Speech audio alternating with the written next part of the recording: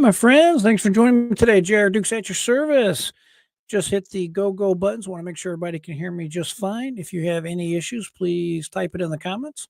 So welcome back to everybody. I hope everybody had a fantastic Thanksgiving weekend. As for me, I went out to see some of my children up in the great city of Atlanta. And we had a good time. And then, of course, we came back Saturday so that we could have time to rest, chill out, relax a little bit. And I hope everybody got to spend some time with your favorite family members. Hopefully, there was not too much political discourse. As for my family and I, we generally just don't talk about politics. Probably easiest policy, easy way to handle that type stuff. But everybody handles it a little bit differently. I know some of the woke liberals all over the internet wanted everybody to simply shun your family, but I hope you did not do that.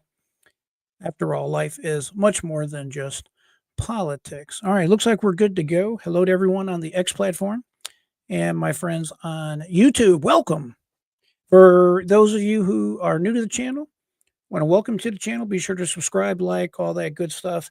I am J.R. Dukes, your host. I am all about ending the dreaded disease of indoctrination so that you can live your best life possible. On this channel, we live to talk about politics, current events, anything related to the law, the people that are supposed to be in charge, so-called in charge of making these laws, making sure that our criminal justice system, our courts work. We like to keep an eye on them.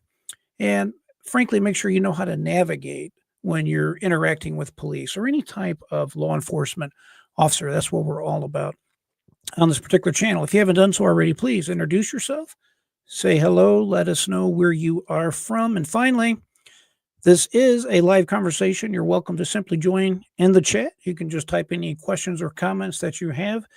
And if you'd like to join by phone, just click on the link that's in the description. I just posted it. Additionally, you can go ahead and simply appear by video if you're so inclined. Love to have you join to chat. Okay, we already got folks finally in. Hello to Rosemarie Fiera. It's always glad to have you in the conversation, young lady. Appreciate you being here as always. And of course, FJB, thanks for being here. Hope each and every one of you had a fantastic Thanksgiving. Let me make sure y'all have the actual link. I know that it cut off in the chat. They only allow so many characters. So here is the actual link in its entirety that I just posted, if you would be so inclined to join. So lots going on today. Just a quick overview. Of course, we're going to touch a little bit on the Hunter Biden pardon. What do y'all think about that? I know that there's a lot of folks out there that are extremely upset on both sides of the political aisle pertaining to that, but this is something we've talked about in this channel many times, and for me, it is definitely no surprise, but I'm going to share my thoughts with you, and I'm going to tell you a few things and give you a different, let's just say a different take on this pardon process. I don't really hear anybody talking about it, at least in the context and the way that I am discussing this particular pardon. And of course, it's not necessarily good news, but it could be potential good news. And we're gonna take a deeper dive into that, as I was just talking about. Additionally, we're going to talk about a few current events involving our favorite president, President Donald Trump. He has some interesting comments on Truth Social that we need to discuss, and we have our normal crime stories and just let's just call them current events that we have to talk about. I think are extremely important to get into today. So, all right, my friend Sapphire, thank you for being here today. And of course, I agree, FJB. I know a lot of people are not too happy about the pardon, but like I said, we're going to get into it and discuss it here. I also have something to show you that Donald Trump did today, and it kind of reminds me of Ronald Reagan. So that's what you call a little bit of a tease, but that is not an exaggeration. That is extremely the way that I see it. As soon as I read it today, I thought, wow, this reminds me of when Ronald Reagan actually took office. Hello, Miss Kitty. Thank you for being here. Again, hope everybody had a great Thanksgiving, and it's time to get back to business. All right, here we go. We're just going to take a quick dive into the J.R. Dukes feed. Let's take a quick peek at this together, and we will discuss it accordingly. This is directly from Truth Social, our favorite president, President Donald Trump. I'm not going to get into every little nomination that he puts out on here. Some of these are smaller agencies or appointments that really are not of any major significance that we need to discuss about it. But a few of the comments that I want to talk about has to do with the obvious coming of the January 6th pardons. I'm so excited to see that coming. All these January 6ers that are frankly being persecuted by our government. My friends, this is about to come to an abrupt and immediate end, and I am very happy to report that and to show that. As a matter of fact, President Donald Trump just a few hours back said everybody is talking about the hostages who are being held so violently, inhumanely, and against the will of the entire world in the Mideast. But it's all talk and no action.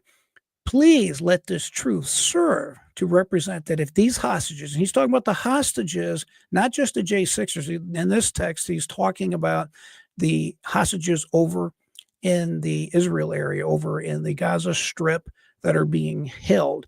Unlike President Joe Biden, just to give it away here, this is exactly what I seen with Ronald Reagan, and we'll dive into it accordingly. By the way, I apologize if my throat sounds a little scratchy. To be perfectly blunt about the situation, I didn't even know my throat was scratchy, but apparently it's starting to act up on me. Seems like in the wintertime it likes to do that, but we'll get through it together, no worries. So moving on, he's talking about the hostages that are being held over in the Gaza Strip. Remember, we had one of the family members of Miss Berger that is being held, obviously, against her will. She is a IDF soldier, only 19 years of age, and she's been held well over a year. And of course, she's a female, so that just complicates it that much worse. So we'll continue to pray for their release. And I'm really pleased to see President Donald Trump put this out. So let's get through this, and I'll tell you some interesting context on this. All right, please let this truth serve to represent that if the hostages are not released prior to January 20th, 2025, the date that I proudly assume the office as President of the United States, there will be all hell to pay, and it's all capital letters, in the Middle East. And for those in charge who perpetrate these atrocities against humanity, those responsible will be hit harder than anybody has been hit in the long and storied history of the United States of America. And in all caps, the president says, release the hostages now. Now, that's a perfect statement to put out. I applaud the president for doing that. And this has some really awesome reminders in my mind.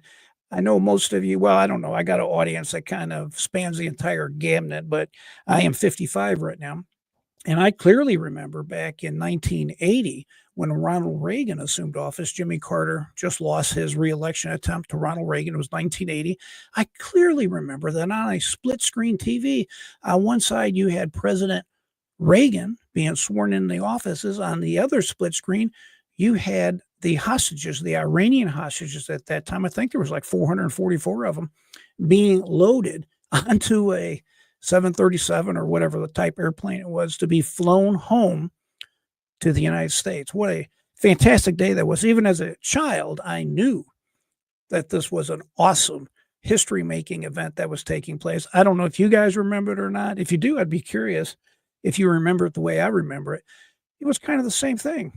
As a matter of fact, even in school, we had little jokes going around town, or around the school, something to do with how'd you get out of Iran? And it was Iran. And another joke I remember was, what weapon did you use? And of course, it was a ray gun. I know these jokes are terrible, but you got to remember, I was a child back then, and that was exactly what I remember happening in the schools. And you have the exact same thing going on now with President Donald Trump elect. He's letting them know that if these hostages are not released, not just the Americans, all of the hostages, there's going to be consequences. And in his words, all hell to pay. And I think that's amazing. I think that's fantastic. FJB, thank God. Yes, sir. And Trump will fix this country. I think so too. I just think it's awesome that we have a president that he will tell everybody exactly what he wants done and that he means business. And if you don't comply, there's going to be consequences. He's not a person that's going to lie about something or say something and then not carry through with it. Interesting. I thought it was awesome when I read that today. And it definitely reminded me It reminded me of 1980, so I was having flashbacks. And we are also very happy about Kash Patel being nominated to be head of the FBI. Isn't that awesome? I think that's fantastic. All right, let's go ahead and jump into it because I want to share with you my sentiments pertaining to what's going on with this, well, this pardon. Let's take a look at the actual text of the pardon right here. And we're just going to read through it a little bit together so you can get some context about it. This is a far-reaching absolute pardon. This reminds me when I used to draft certain releases up for certain companies I was working for. We'd have some type of pardon, and these are normal agreements you have in business. And essentially what you say is that the parties are coming to this agreement by ways of buying peace. We don't admit any fault, blah, blah. It kind of reminds me of that when I read this because he's effectively releasing any and all claims of any nature, known or unknown, this type of language. And it's kind of similar language in this pardon. It's an absolute, complete, unconditional pardon for his son. And it says, a statement from President Joe Biden today, I signed a pardon for my son, Hunter. From the day I took office, I said I would not interfere with the Justice Department's decision-making. And I kept my word, even as I have watched my son being selectively and unfairly prosecuted without aggravating factors like used in a crime, multiple purchases, or buying a weapon as a straw purchaser. People are almost never brought to trial on felony charges solely for how they filled out a gun form. Those who were late paying their taxes because of serious addictions, but paid them back subsequently with interest and penalties, are typically given non-criminal resolutions. It is clear that Hunter was treated differently. The charges in this case came about only after several of my political opponents in Congress instigated them to attack me and oppose my election. Then a carefully negotiated plea deal agreed to by the Department of Justice, unraveled in the courtroom. Remember that sweetheart deal he was offered? There was really no consequences in that particular sweetheart deal. Of course, it was slapped down by that judge, and correctly so. It goes on with a number of my political opponents in Congress taking credit for bringing political pressure on the process. He continues, had the plea deal held, it would have been a fair, reasonable resolution of Hunter's cases. And of course, remember, he wanted that deal. And as I remembered, it also stated the government could not go after him for the other charges he was subjected to having penalties applied for. It continues from the president here, President Biden. No reasonable person who looks at the facts of Hunter's case can reach any other conclusion. Then Hunter was singled out only because he was my son. And that is wrong. There has never been an effort. There has been an effort to break Hunter, who has been 5.5 years sober, even in the face of unrelenting attacks and selective prosecution. In trying to break Hunter, they've tried to break me. And there's no reason to believe it will stop here. Enough is enough. You know what? Donald Trump could have wrote this exact paragraph, could he not? Talk about trying to break somebody. We have President Joe Biden to thank for that nonsense. You know, that's one thing I really can't stand about the man. I get that we have differences. I get that we're not going to agree. But the fact that he brought the United States to be no better than a banana republic really outrages me in the truest sense of the word. We can differ about directions our country should go. We can argue about what our policy should be, all that stuff. I get that, ladies and gentlemen. But I simply cannot let go of the fact that he has turned our country into this banana republic where the party in power is using the money, the weight, the law to go after the rivals and have them and their families taken out. It's a shame, and shame on you, President Biden, for allowing that to happen to my country. It's truly, truly sad, and you should be ashamed of yourself. For my entire career, I've followed a simple principle. Just tell the American people the truth. They'll be fair-minded. Here is the truth. I believe in the justice system. But as I have wrestled with this, I also believe raw politics has infected this process, and it led to a miscarriage of justice. And once I made this decision this weekend, there was no sense in delaying it further. I hope Americans will understand why a father and a president would come to this decision. Now, here's the actual pardon itself. It's titled Executive Grant of Clemency. Joseph R. Biden Jr., President of the United States, to all whom these presidents shall come greeting. Be it known that this day I, Joseph Biden Jr., President of the United States, pursuant to my powers under Article 2, Section 2, Clause 1 of the Constitution, have granted unto Robert Hunter Biden a full and unconditional pardon. That's what I'm telling you. This is huge in its scope, and it's very broad.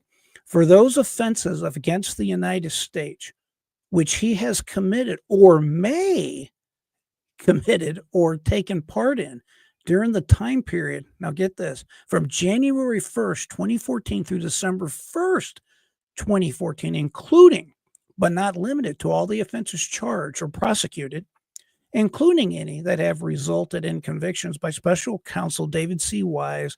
It's got the docket number in the United States, and the other case. So they're talking about the tax case and the gun cases in Delaware in the United States District Court for the Central District of California. In testimony thereof, I have hereto undersigned my name and caused the pardon to be recorded with the Department of Justice. That's it. Absolute, complete pardon of his son. Really, there's no way to wiggle out of this. I mean, I'm just telling you, this is what I call a complete and absolute pardon. Now, how do we feel about this? Well, I realize that most Americans, I will say most Republicans specifically, are not too happy about this situation. Of course, I'm none too happy about this myself for obvious reasons. And one of the reasons is what I just described, because of this particular lawfare. It's outrageous, and it's a shame that he allowed this to happen in the United States of America. Before we dive into this particular story on KJP, my take is straightforward and direct, and it may be a little bit surprising. Now, first of all, the good news with this pardon, now that he has been given this pardon, we talk a lot on this program about your Fifth Amendment right to remain silent. You don't have to answer questions, especially and specifically when you face some type of possible criminal prosecution, either in a state court or a federal court. So in that regard, Hunter Biden now has to answer questions. Say the new Congress comes in, the Republicans want to look at the big guy. Remember the big guy from that the Hunter Biden laptop scenario? Well, we all know the big guy has to be President Joe Biden. He's just, of course, talking in code.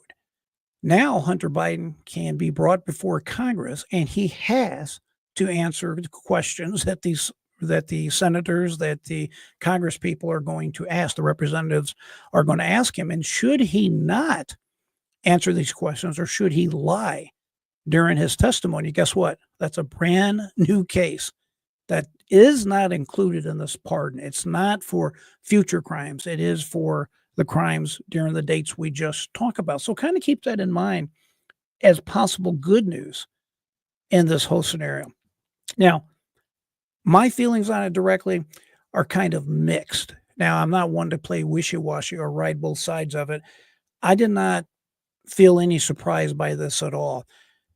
There is no way, in my opinion, that a father is going to allow his only living son, remember his other son died of cancer or something like that. He's not going to allow his only living son to go to prison for 10 to 20, 25 years, whatever the exact penalty is that he's facing.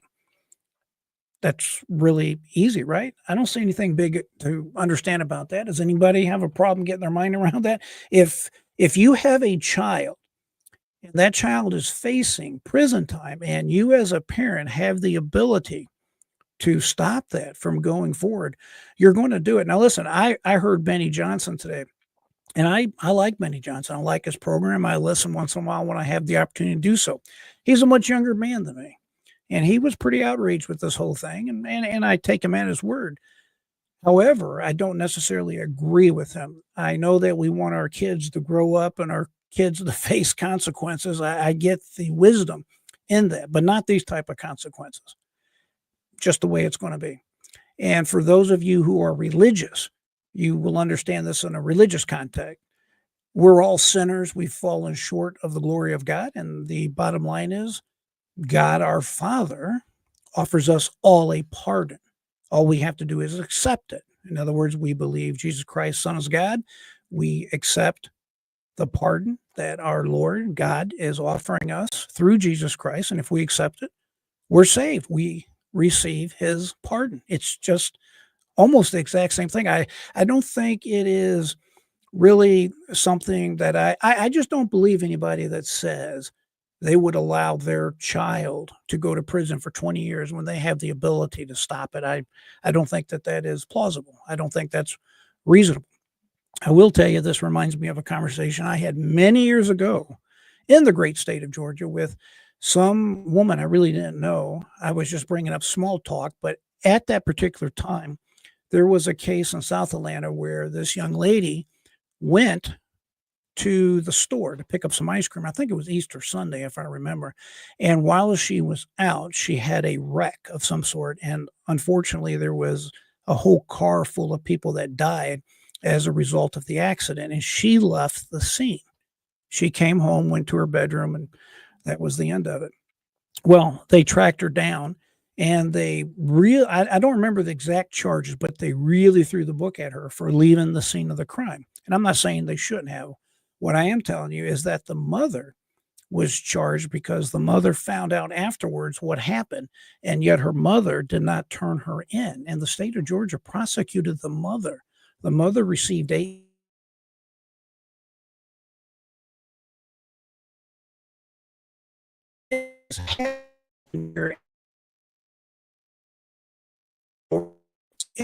have been executable because Florida recognize you cannot expect a turn on their dime. It just generally happen. I apologize for having some internet error. It seems like we're going to have to clear it up. I apologize about that if you are still having some frozen.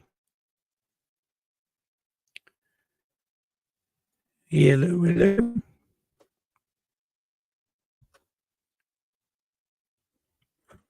Right, we're going to continue. Hopefully this thing starts getting back pretty soon.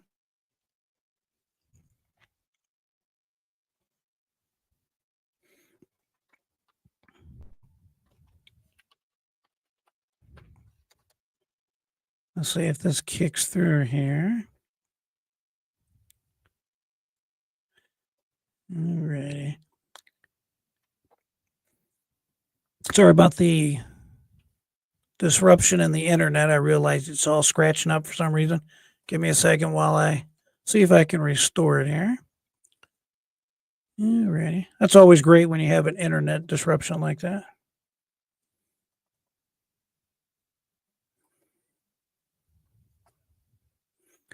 Well, I think we've had some storms or whatnot in the area, but I thought they had all that fixed up. That was actually a couple days ago.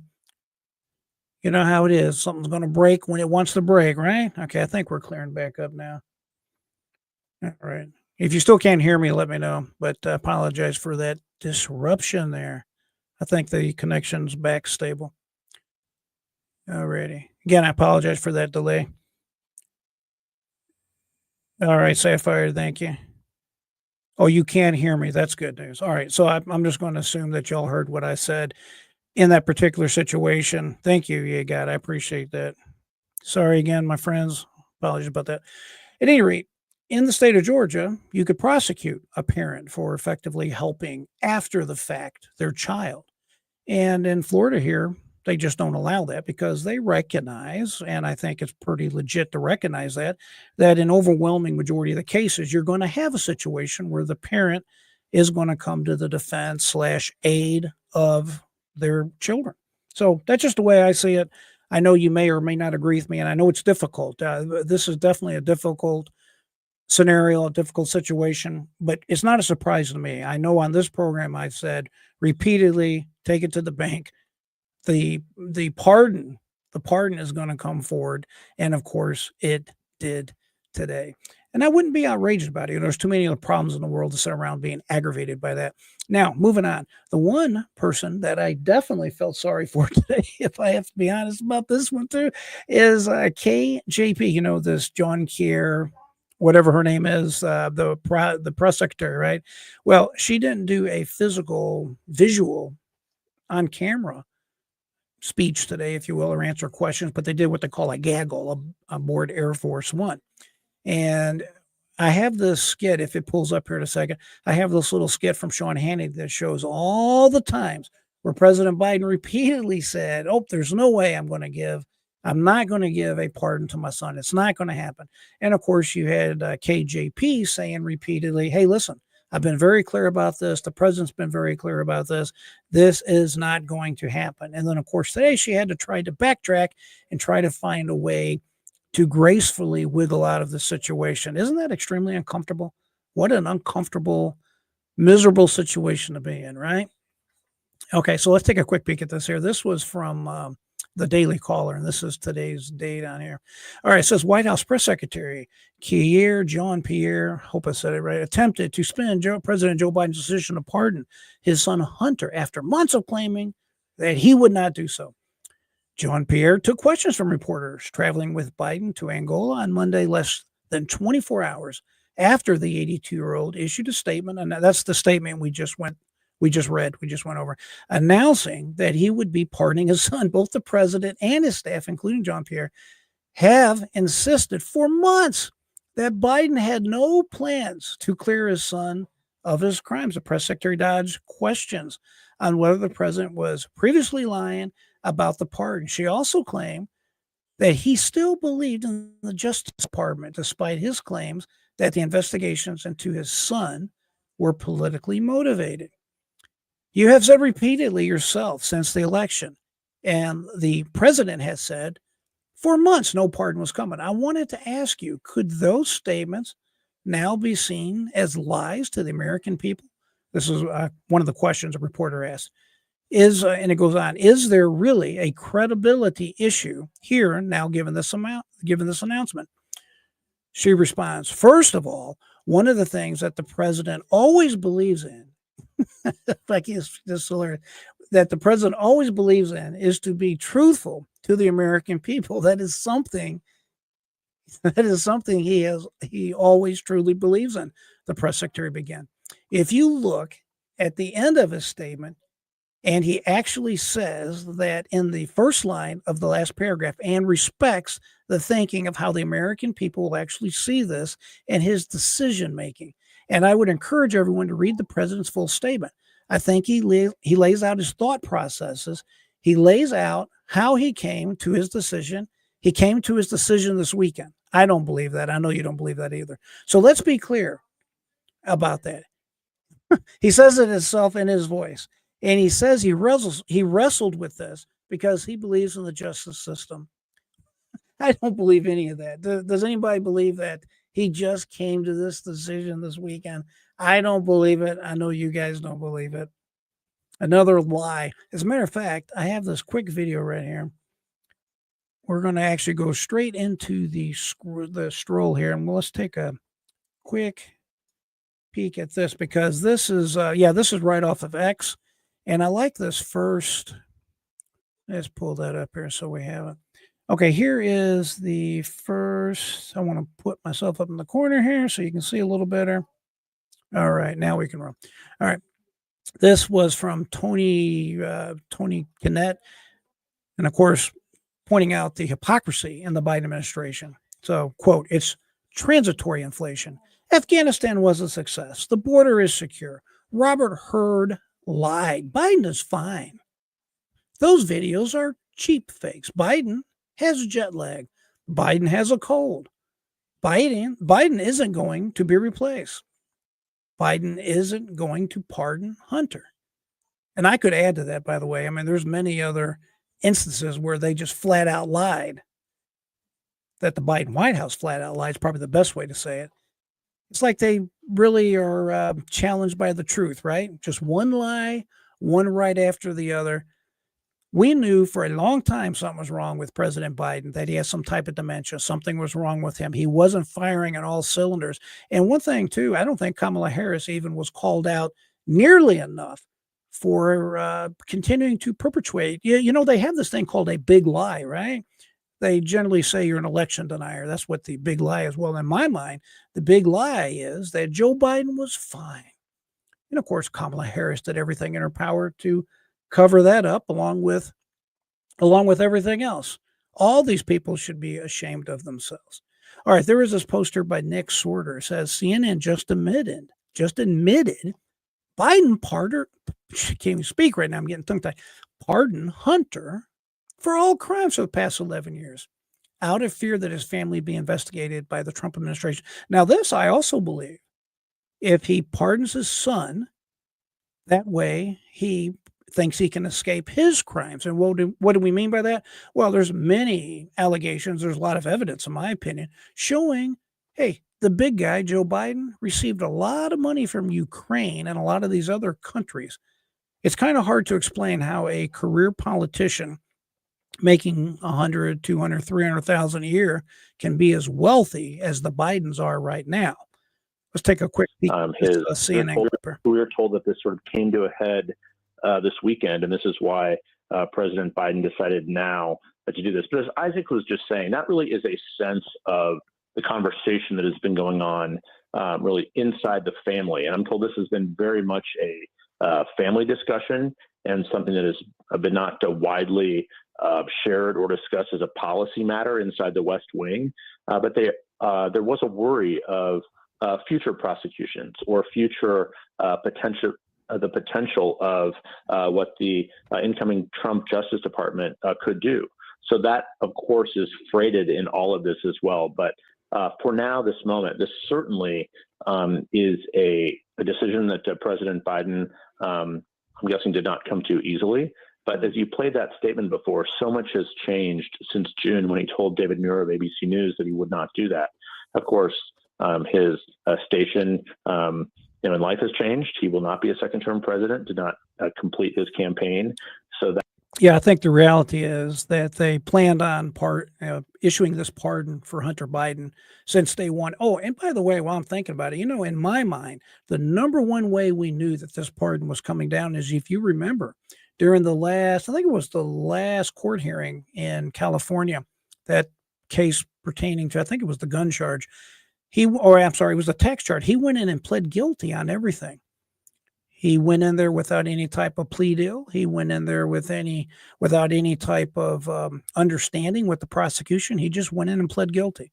That told me right then and there what we already know, and that was he worked it out with Dad that he was going to get a pardon. Anybody disagree with that? I think that's pretty straightforward. Let me see here. Hey, SMR, thanks for being here. The pardon is for federal crimes. Are there any state crimes? But, that's an interesting point, too. You could have somebody that ends up like a Fani Willis, if you will, that's just happens to be a Republican, and they decide that they want to look at state charges. So to answer your question directly, no, this is only a federal pardon. The president does not have the ability to pardon state charges, but it's going to take basically a Republican official on a state level to bring some type of criminal charges up. That might be a little more trickier.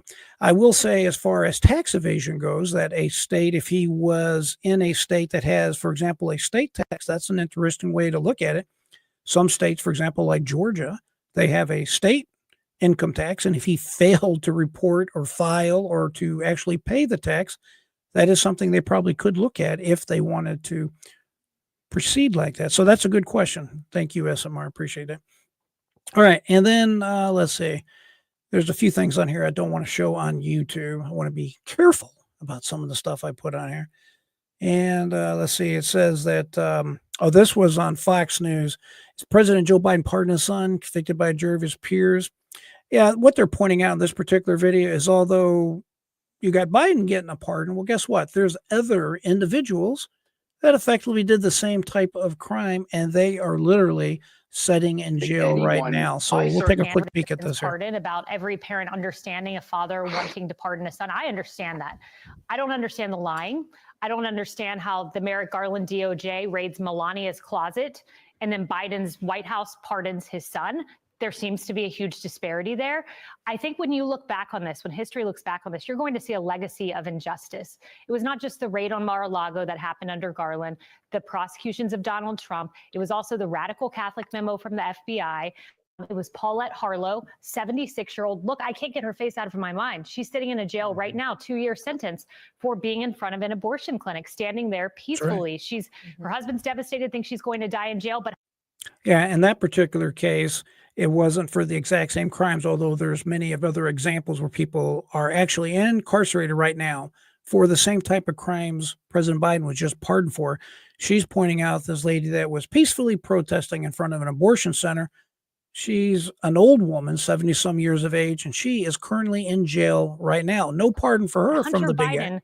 Gets a pardon. A lot of people don't understand the disparity, and that legacy of injustice is going to sear into the minds of people, not just the feelings of a father to a son, which every parent can understand. President Trump sort of knew this was coming, right? Bill Malugin asked him about this. Watch here. You've talked about wanting to unify the country if you're elected. If you are president again, in the name of unity, would you consider pardoning Hunter Biden? Well, I wouldn't do anything that would be overt in terms of Hunter. It's a sad situation. And I'll bet you the father probably pardons him. Let's see what happens. But he's a bad boy. So he anticipated it would happen. But Andy, what about the fact that Biden just insisted, and through his spokesperson insisted, that no one was above the law? They said over and over again. And frankly, unfortunately for them, I don't think anybody actually believed them anyway. Yeah, well, this goes to what Kayleigh was talking about. I think I certainly as a father could understand that you would, if you had the power to spare your son imprisonment. If it were my sons, I would have spared them prosecution in the first place, which he could have done. But I think that goes to the mendacious political calculations that went into this. As Kayleigh said, anybody could have understood if Biden had just looked America in the eye and said, look, this is my son. I know it's abusive, but I'm going to pardon him. Mm-hmm. They would have understood that a lot better than the series of lies. But the series of lies were driven by the election calendar. They wouldn't do the pardon prior to the election because they realized that the electorate would have went nuts over it. So they lied about it again and again. Yeah, that's exactly right. They knew that if they were to pardon him before the election, they were afraid it would have some type of effect on the election. I think we all pretty well understand that. I don't think there's any shock to that. One other quick note, too. Donald Trump had a post today. Do y'all know what the BRICS is? It's BRICS. I'm not an expert on the subject, but effectively they're trying to replace the dollar as the world's currency, if you will. So you have these nations like Russia, Iran, some of these countries like China that are in Brazil, by the way, the B in BRIC stands for Brazil. And Brazil's been kind of a bad actor. We're going to have to keep our eyes on. There's a lot of news. I get a lot of news from Brazil that is not good news. I'm talking violations of free speech, police cracking down in, let's just say, inhumane ways, this type of thing, similar to the way things are in Russia, Iran, China. And what they're going to have to do is, well, I'm not sure what we're going to do about Brazil. We're going to have to kind of keep an eye on them. But the point I want to say is Donald Trump on Truth Social did a perfect thing today, similar to what he just told the folks over in Gaza, the Hamas and the Hezbollah over in Lebanon, release the hostages or else. Well, he did the same thing with BRICS. Perfect. Joe Biden never had the stones to do this. And what Trump said is, hey, if you want to do business with the United States, I don't want to hear any more about this BRICS. I don't want to hear any more of this garbage. It's done and over with. If you continue, you're not going to be doing business with the United States, and any business that does come into our country is going to have a tariff of 100% or more imposed on them. So amen to that for president. That's the difference, ladies and gentlemen, in a president that is strong, a president that knows how to be a leader. I mean, let's just call it what it is. It's something that Joe Biden just does not, I would argue, never did have the ability to perform. It's something that Joe Biden does not have in his arsenal. I don't think there's any other nice way to put it. So we'll put it the way I just said. All right. Ladies of the View, you know how much I love the Ladies of the View. I kind of started it right when it was heating up a little bit. Just kind of interesting to hear them fighting today. They're fighting today over this Joe Biden pardon. And, well, just listen to it for a second and we'll chat about it. Father, a good human being, But can I leading a ask productive question? life. Can I finish? And staying clean for the rest of his life. So I hope that this goes both ways. I want to understand two things because I respect it as a parent. I understand why he would do it, but I wanted to understand why lie about it for so long. I'd stop calling it a lie. Okay, why? I love that part right there. I've saved that clip into my personal clip collection because when Donald Trump pardons all the J6ers, I'm going to play on repeat that clip of old Whoopi saying he's the president, he can do what he wants. And that particular clip, she's trying to tell everybody what a lie is and what is not a lie. It gets good. Let's listen. Repeatedly say you're not going to, and you do. And secondarily, for the part of this country, half of it that doesn't support Biden, doesn't know him personally, doesn't get to have phone calls, and they're just looking at a system that seems like it only benefits the people who are in power. I'm going to say, what precedent does that set? Well, here's what it says. It's a precedent for all of us to open our eyes because we've elected someone who is in a similar situation, who didn't have a drug problem, who knew what he was doing, who clearly stood and said, I can do this. And he did it. So I think for many, many reasons, this is very different than any other situation that we have ever dealt with. Because when we're talking about who gets a pardon and who doesn't get a pardon, this man, I think Biden had no intentions of pardoning Hunter. And I think the more... I don't think anybody reasonably believes that one way or the other. I definitely don't believe that. And my friend Quirtley 281, yeah, don't say Biden lied. I dare you. That's right.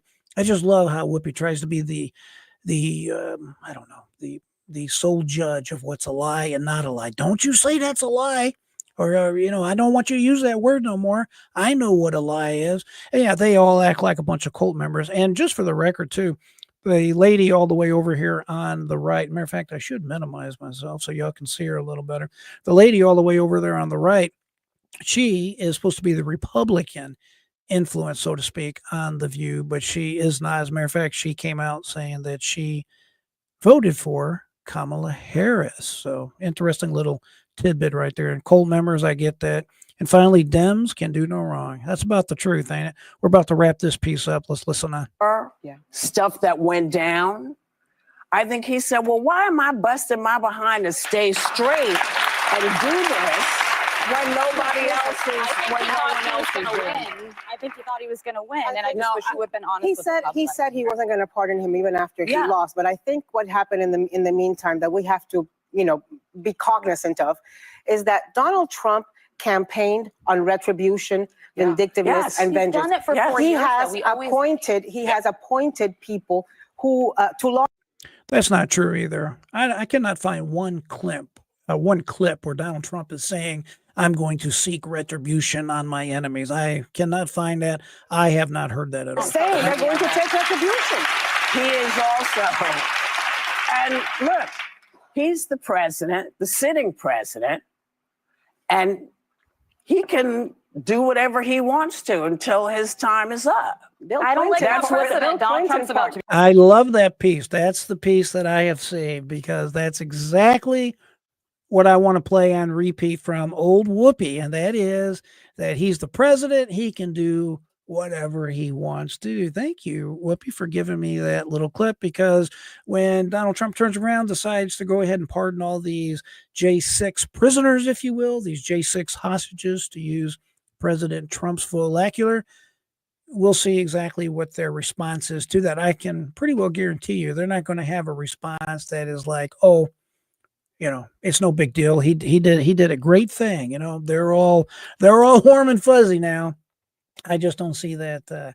I don't see that happening, and I'm sure y'all don't either. Okay, I want to do a quick turn from this Hunter Biden thing. We all probably have heard a ton about this all day today, and let's go ahead and jump into a few of these other stories that I want to cover. First of all, I have Fani Willis news, and we all love sweet Fani Willis, don't we? We just love us some Fani Willis. All right. Well, here's what's going on. She is basically the last one standing. She has this hubris about her. She just cannot let this go. And of course, if you remember, Fani Willis is the current, and she's unfortunately been reelected as the DA of Fulton County out of the state of Georgia. We all know Fulton County has a long history of corruption. Remember the story we talked about that was, well, it was in the paper, I think it was 2020, 2021, where the Fulton County actually gave an apology to the Martin Luther King family because they did so much against MLK. They were so corrupt that President RFK Jr. at the time, JFK Jr. at the time, had to call Fulton County and say, hey, let Martin out, because had it not been for that phone call, we may have never heard of MLK Jr. So again, they have a long history of corruption. And in that tradition, Fani Willis is continuing that fine tradition of corruption. Well, the governor there in the state of Georgia, Brian Kemp, they started let's just call it a commission where they can basically take a look at these rogue DAs and take corrective action if needed. And of course, in this case, it is definitely needed. Well, she decided she was not going to show up for a lawful subpoena that they issued to her. It was basically, we want to interview before this lawful commission. And she basically said, I'm not showing up. She just didn't show up. So tomorrow there's supposed to be a hearing in the afternoon where a judge is going to decide if she has to show up for that hearing or not. I think the end is in near for this case. I mean, this case has been dead for a long time. I personally think there would be some constitutional issues if this case was allowed to survive.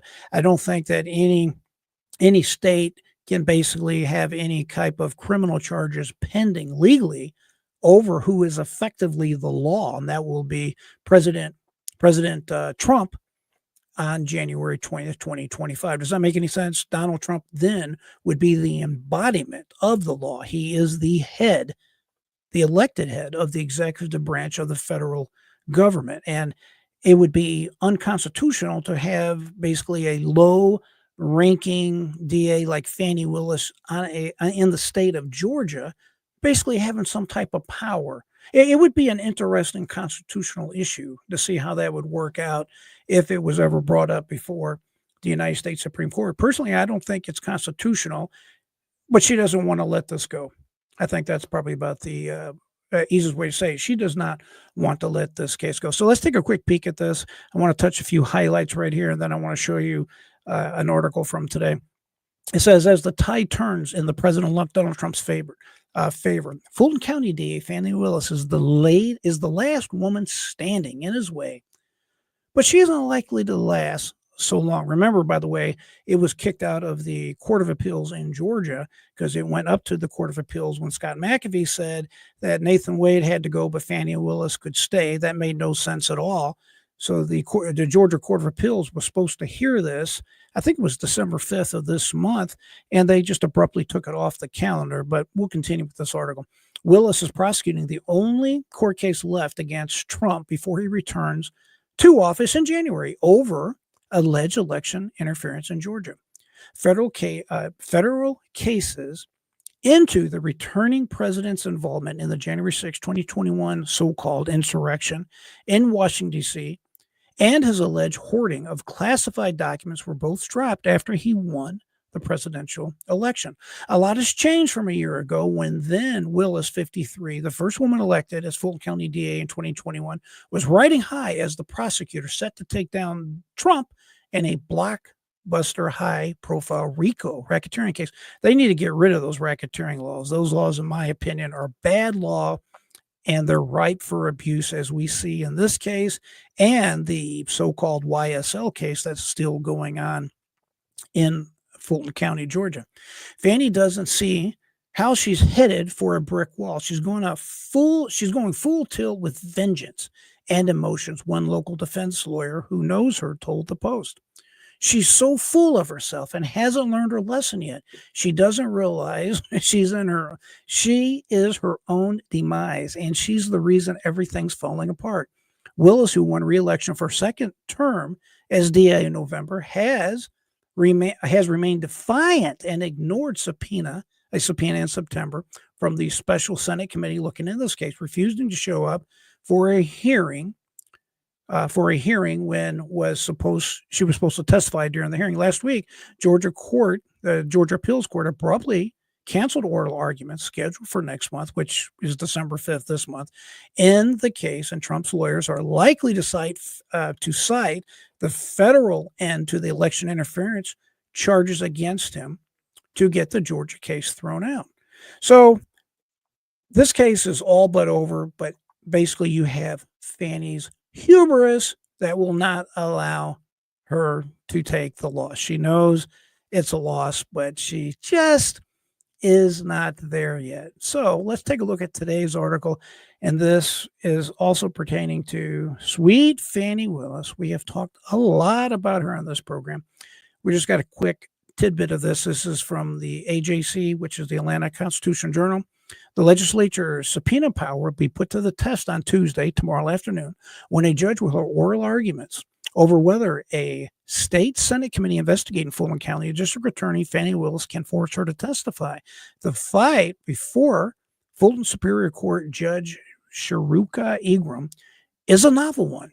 The General Assembly's power has never before been scrutinized by the courts, according to legal experts. The outcome will also determine whether Willis must publicly answer potentially embarrassing questions about her romantic relationship with Nathan Wade, the outside attorney she tapped to lead her 2020 election interference case against Donald Trump and his allies. That's an interesting way to put it, that she tapped him, but I'll let the obvious joke just go away. We won't even visit it any further. Remember, both of them, and I think this is where their criminal exposure is highly likely, highly probable, is the fact that they testified, both of them did, under oath, that their relationship did not begin until after this case started, approximately November 2021. Yet there is clear evidence from other supporting witnesses. Remember that ex-best friend of Fani Willis said they started dating romantically, Fani Willis, Nathan Wade, back in 2019. They also testified under oath that their relationship, that allegedly, according to them, began November 2021 after Nathan Wade accepted this special appointment to be the so-called special prosecutor of this RICO case, even though he had no experience with RICO cases. He has never tried one RICO case. As a matter of fact, he's never prosecuted any criminal case, period. This guy has no experience in nothing. One of my best videos I ever performed on my channel, I think it has in excess of 300,000 views on that one video, was pointing out the incompetence of Nathan Wade. We actually watched him in action in court. He did not know the difference between a grand jury and a special grand jury. I'm not a lawyer, but I know that. I mean, it's just really stunning, the incompetence that has happened in this case between their little scam that was going on between these two lovebirds, the paramour, whatever you want to call the two of them. Look, they basically embezzled, in my mind, up to $1 million from the taxpayers of Fulton County, and by extension, the taxpayers of America in general. There's evidence to show that Fani Willis and or Nathan Wade collaborated with the Biden Justice Department. This is, my friends, this is all going to come out this next year when Donald Trump returns to power. You're going to see the spider web's going to be all connected. I'm sure there are a ton of shredding parties going on all over the federal government. I'm sure there's alcohol in this hand and there's papers in this hand. Zoop, zoop, zoop. It's not going to matter. You know how things are nowadays. You can't possibly hide everything. It's going to come out. We're going to figure out exactly how this web is linked. But the prosecutions in New York City, the prosecutions under Jack Smith, the prosecutions with DA Fani Willis, there is a web. They're all coordinated. Remember, the person that was number 3 in the Biden Justice Department quit that cushy, powerful job to get a lower ranked job that paid less money in Alan Bragg's, Letitia James, their law practice there in the state of New York. Who wants to leave a federal job, number 3 in power at DOJ, for less money? We know that that is not reasonable. Nobody does that. And there's also people that were effectively planted in the Fani Willis administration. We talked about that there was an actual plant, AKA you can call them a liaison between the Biden administration and the Fani Willis administration there in Fulton County, Georgia. It's all going to come out. We've been talking about this channel for a long time. Fani Willis, Nathan Wade are in the crosshairs. And I want to tell you one more thing before I move on. I've been thinking for a long time that Donald Trump effectively needs to exercise good judgment and be the better statesman, if you will, and allow all of this lawfare to just leave. Joe Biden has done such a terrible thing to this country, allowing the United States to become a de facto banana republic. And I'm hoping Donald Trump changes that. But the more I think about this, the more I see Letitia James coming out, standing in opposition to Trump and vowing to continue going after him. And you see actors like Fani Willis not giving up this scam that she's part of. I think the only way to stop this lawfare is they're going to have to fight fire with fire. Unfortunately, I think Donald Trump and Donald Trump's administration is going to have to go after these people and indict them and charge them with the crimes that they're guilty of. Any of these actors who have conspired with each other, they need to be brought up on charges. Donald Trump's own lawyer was talking about this not too long ago in response to some comments made by Letitia James, the AG there in New York City, who ran on the platform that I'm going to take down Donald Trump, his companies, and his kids. He's the one that says there's a federal code that basically is titled, hey, it's a deprivation of rights, and it involves serious time in prison, in federal prison. I don't think they have any choice. I am sad to report. I don't think they have any choice or any options one way or the other. American Nana, thank you for being here. Always glad to have you down. Yeah, we have some Wi-Fi issues too, so we appreciate you being here just the same. All right. And yeah, and everybody welcome. What do you all think about that? Do you all see that any other way? I don't think there's any other way to look at that or to excuse that. I want to take a look at one other story today that I just have to get to. This has to do with Donald Trump's pick. This is in the New York Post today. This has to do with President Donald Trump's pick to head, and this is one of the most important nominations, in my opinion, the head of the FCC. This has to do right along with the free speech and the stuff that I love to cover on this channel. It says Trump's FCC chair designee vows to tackle big tech's censorship cartel. This is a huge problem here, and I'm hoping they can put a stop to it. Let's take a quick listen to this, if this will play. Me, first thing is get with President Trump and his team and make sure I understand 100% what their agenda is. After all, he's the one that was elected, his cabinet, his administration, to reflect his priorities. But as you noted, combating tech censorship is going to be one of the top priorities for me. We need to restore Americans' right to free speech. And you mentioned Facebook and other companies. They've been part of a censorship cartel that have worked with advertisers. They've worked with government officials to censor the free speech rights of everyday Americans. And that's got to end, because censorship isn't just about stopping words. It's about stopping ideas. America is a country of founders, of people that have pushed boundaries, pushed frontiers, they've innovated. And when you silence speech, you silence ideas. And we need to unleash America's prosperity again. That's why you feel this vibe shifting in the country, where people know President Trump is about to lead another great American comeback, because it's what. I like that saying that if you censor speech, you're basically ending freedom. I think that's a good way to put it. And this gentleman on your screen right here, who has been tapped, he's been nominated to head the FCC. I think this guy here, his name is Brendan Carr. I think he's a fantastic choice by President Trump. It says the Federal Commission The Federal Communications Commission's chairman designee, Brendan Carr, stressed his intent to target the censorship cartel of big tech and advertisers he claims are threatening free speech online. Carr, who is 45, one of two Republican commissioners on the FCC, concluded that the independent agency needs to, quote, restore Americans' right to free speech. He goes on to say, combating tech censorship is going to be one of the top priorities for me, Carr told Fox News Sunday Morning Futures. Facebook and other companies, they have been part of the censorship cartel that have worked with advertisers, he says. They have worked with government officials to censor the free speech rights of everyday Americans, he added.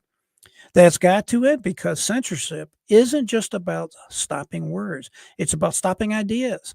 America is a country of founders, of people that have pushed boundaries, pushed frontiers, he told Marina Bartoloma.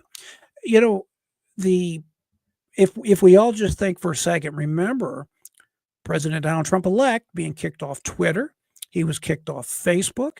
That was also, by the way, at the behest of the current Vice President, Kamala Harris, who went public about the fact that this terrible Donald Trump needed to be removed from the public airways. That's the way these liberals, these woke liberals, look at it. They think that if you don't agree with their ideas, or if you don't agree with the way they see the world, then basically you are misinformation, disinformation, you're uneducated, you're deplorable, as our President Joe Biden would say, you're garbage, and we need to remove you from society in any way we possibly can. And that is a shame. Okay, Carr emphasized that when you silence free speech, you silence ideas. You silence ideas. He had conveyed a similar sentiment shortly after President-elect Donald Trump announced him as his pick to the helm of the FCC. The FCC oversees federal regulations to interstate international communications. It is composed of 2 Democrats and 2 Republican commissioners in addition to the chair. We need to unleash America's prosperity again. That's why you feel this vibe shifting in our country. He goes on, we people know that President Trump is about to lead another great American comeback, because this wet blanket of government control is going away and our economy is going to flourish again. He added, prior to Trump unveiling his intent to tap him to the helm of the FCC, Carr publicly criticized CBS News for not releasing the full transcript of the 60 Minutes interview with Vice President Kamala Harris. Remember that? They literally changed the actual answer that Vice President Kamala Harris gave to one of the questions asked during that 60 Minutes interview. And they did not disclose that they changed, amended that answer. Absolutely outrageous. He also lashed out at NBC's Saturday Night Live for hosting Harris near election eve, which he describes as a clear and blatant effort to circumvent the equal time rule. NBC later gave Trump free airtime and put some of his ads during a NASCAR race and in front of NFL coverage. That is another violation. They have something that the FCC enforces called this equal time rule. And it pretty well is common sense. You can't show favoritism on the public airways. And you might ask yourself, well, why is it that these private companies like NBC, ABC, whatever, that they have to give equal time? Well, the reason why is because although they are private companies, they are still using a public asset, which is the airways. And honestly, my friends, I hope at some point in the future that we can find a way as a country to regulate the internet as far as, I would say in the same type of a theory that we regulate the airwaves. It's the public airwaves. And in relation to the internet, it's the public, I guess, just like they regulate telephones, it's the public lines for the internet. And they need to regulate them, not in relation to content, but regulate them where they cannot do what they did to President Trump, like take him off of Twitter, or what they did to me. Remember that I told you I didn't get a strike, but I did get a slap on the hand. We had that one video pertaining to Kamala Harris and how she looked in the videos. Well, guess what? That's mainstream news now. Everybody's talking about it pertaining to the last video that she just released from the DNC, from the Democratic website, whatever that website was. So it's just funny how things shift, and these people who are protected by this so-called Section 230, they're protected as just providing the platform, yet they do exercise censorship. They decide what is true, what is misinformation, disinformation, and that, I submit, my friends, has to stop, as it is categorically, wholly, completely unfair. But that's just my opinion. I hope you understand how I feel about it. It's just outrageous. They should not be allowed that. And generally, I love YouTube. I definitely love X. I like many of these platforms. But when you have one like YouTube trying to censor someone like me, just because I put a thought out there, that should not be allowed. And I'm sure you guys probably all agree with that. I want to make sure that as I start winding it down here, I say hello to everybody and thank you for all y'all being here. Thank you to SMR Whistleblowers and my friend 281. Thank you. Yay, God's always glad to have you here. Sapphire Ridge. Apologize for the broadcast troubles a few minutes ago. That's never a good thing. FJB, it's always good to have you in the house. Miss Kitty, thank you for being here. Rosemary Fiera, it's always a pleasure to have you here, young lady. Thank you all so much. Hope I didn't forget anybody. And of course, American Nana, aka Teresa, thank you for being here. So I hope everybody again had a great Thanksgiving. Great time of the year now as we go into the Christmas season. Don't be afraid to tell each and every person you come across Merry Christmas. Try to put a smile on their face so they can have a brighter day. If you're still with me, my friends, take a minute, hit the thumbs up button, subscribe if you haven't done so already. If you're on the X platform, hit the heart. On the X platform, I'm at Reach JR Dukes. All the other platforms, including YouTube, is simply at JR Dukes. Easy peasy. Okay, I'm going to land it right here. Hopefully tomorrow we'll be able to meet again. I pray that God's blessing your family. I pray that you will all walk around with this special anointing tomorrow morning. Always like to say, my friends, keep your mind free. Never give up. Until next time, I am JR Dukes.